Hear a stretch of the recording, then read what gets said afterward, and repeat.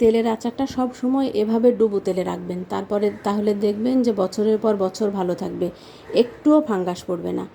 আর এমনিতে নর্মালি সব আচারই তেলে ডুবিয়ে রাখতে হয়, ওপরে তেল দিয়ে রাখতে হয়, তাহলে সে আচার কখনোই নষ্ট হয় না এবং আপনাকে ফ্রিজেও রাখতে হবে না।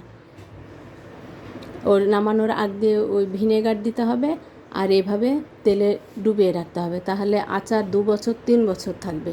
আমার আচার 2 বছর 3 বছর আগের জলপাইয়ের আচার এখনও আমার কাছে আছে মাশাআল্লাহ। আমি ফ্রিজে কখনোই আচার রাখি না, আমার আচার বছরের পর বছর বাইরে থাকে, একটুও নষ্ট হয় না। তো সব সময় চেষ্টা করবেন এভাবে ডুবো তেলে আচার রাখতে। আর তেলের আচার তো মাস্ট ডুবো তেলে রাখতে হবে। তো আমার তেলের আচারটা কেমন হয়েছে সবাই কমেন্টে জানাবেন। সবাইকে আল্লাহ হাফেজ।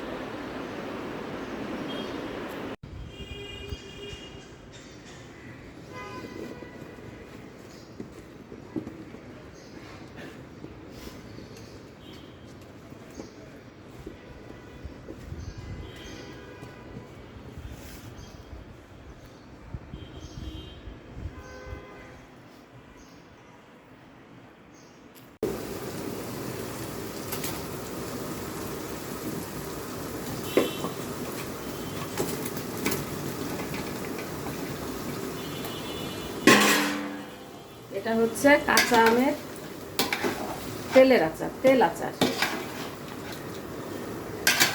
এটা টক আচারও বলে আবার তেলের আচারও বলে। এই আচারটা খিচুড়ির সাথে খেতে অনেক মজা।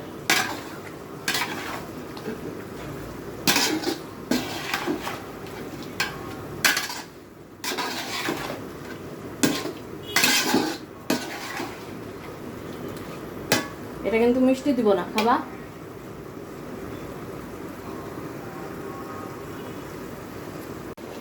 মাশাআল্লাহ, কি সুন্দর কালার এসছে আমার, দেখেন তেলের আচারের।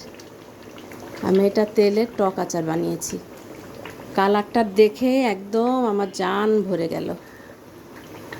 মাশাআল্লাহ মাশাআল্লাহ।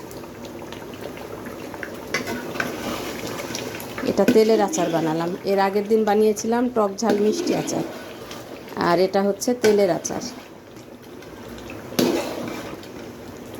কি সুন্দর কালারটা, ও ওয়াও, মাশাআল্লাহ।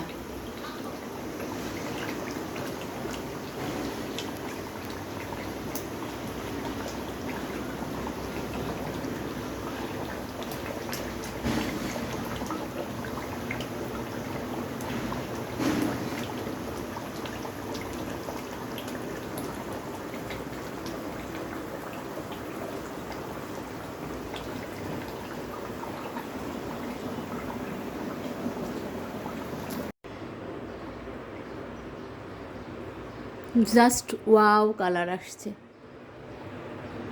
তো এই যে রেডি হয়ে গেল আমার তেলের আচার, তেলের টক আচার। আপনারা কিভাবে তেলের টক আচার বানান কমেন্টে জানাবেন।